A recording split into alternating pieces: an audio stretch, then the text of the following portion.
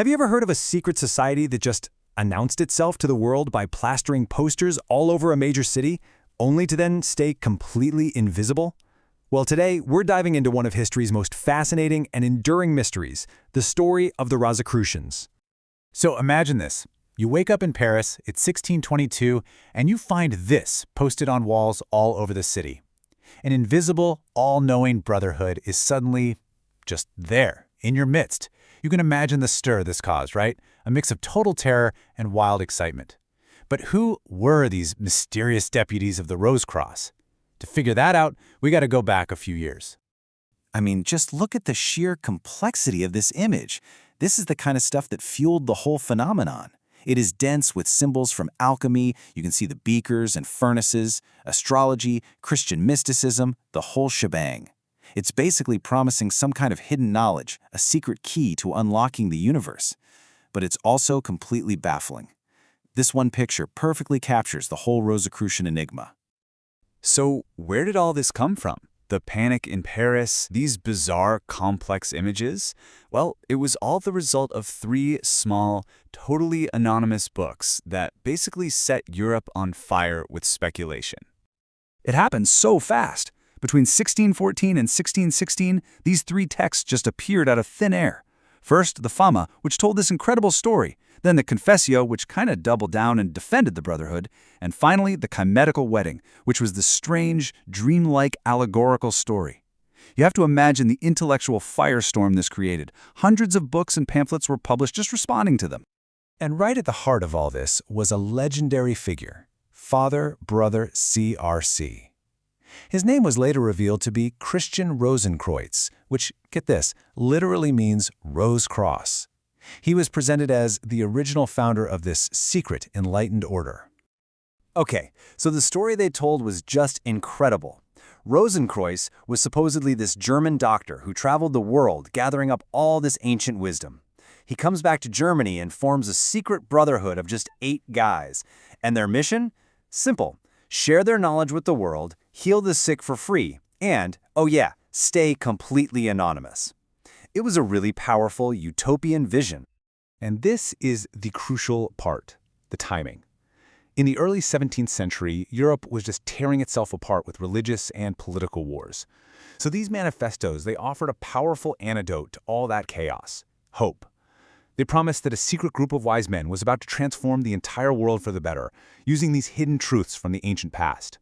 It's really no wonder so many people wanted to believe it. But, amidst all this hope and excitement, a huge question came up that has never really gone away.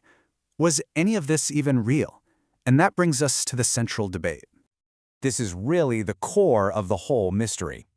Were the Rosicrucians a real, hidden order of enlightened masters changing the world from the shadows?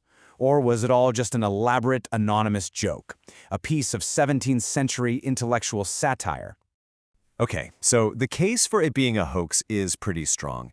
There was this Lutheran theologian, Johann Valentin Andrea, who eventually admitted he wrote The Chemical Wedding as sort of a youthful fantasy. He even called the whole Rosicrucian thing a ludibrium, which basically means a parody. And yet, so many of the era's greatest thinkers, guys like the physician Robert Fludd, took it completely seriously. They dedicated their lives to defending the Brotherhood and trying to decode its secrets. And this quote right here from the Fama itself perfectly illustrates why the debate is still going. The manifestos themselves have lines like this one, almost winking at the reader. It suggests the stories aren't meant to be taken literally. Believers argued that it was all an allegory, a symbolic call for a new kind of scientific and spiritual thinking, not a literal history of some guy named Christian Rosenkreuz. Now here's the fascinating twist. Whether the Rosicrucian Brotherhood was real or not, and this is the amazing part, the idea of it was incredibly powerful. It actually inspired real-world movements that really did change the course of history. You see, the Rosicrucian ideal of a secret brotherhood of scholars sharing knowledge to make the world better, well, it sparked a real thing. A group calling themselves the Invisible College, which was a network of scientists and philosophers, started meeting in private to discuss the new experimental sciences. And this group would eventually evolve into the Royal Society of London, one of the most important scientific institutions in the entire world. And we know this connection is real. We don't have to guess. Here's a quote from Robert Boyle, one of the fathers of modern chemistry. He explicitly calls his colleagues the Invisible College, a direct shout-out to that Rosicrucian concept of an unseen fraternity of thinkers. But the influence didn't just stop with science. The central symbol of the whole movement, the Rose Cross itself, was incredibly potent. It's meant to represent the union of spirit and matter, the soul and the body, coming together. And this powerful symbol would soon find a new home in another very famous secret society. Look familiar? Yeah, this is the jewel for the 18th degree of Freemasonry's Scottish Rite. It's literally called the Knight of the Rose Cross. The symbolism, the philosophy, even the name, it was all absorbed directly into the structure of Freemasonry. That just goes to show you how deeply this whole Rosicrucian idea resonated. But the story doesn't end in the 17th or 18th centuries. Nope, the legend of the Rose Cross is very, very much alive today. There are countless modern groups that claim a spiritual lineage, if not a direct historical one, from that original brotherhood. And these aren't just historical reenactment societies, they are active organizations studying esoteric traditions, that is, knowledge meant for a small group of initiates. You've got Masonic-affiliated groups like the SRIA, the famous Hermetic Order of the Golden Dawn, which influenced tons of modern occultists, and huge international organizations like AMORC. All of them are offering their own path to self-discovery. The ideas even show up in architecture. I mean, check this out. This incredible structure is the Well of Initiation in Portugal. All the way at the bottom, there's a compass rose inside a Templar cross, a stunning physical representation of the Rose Cross symbol. It's a modern testament to the enduring power of these 400-year-old ideas.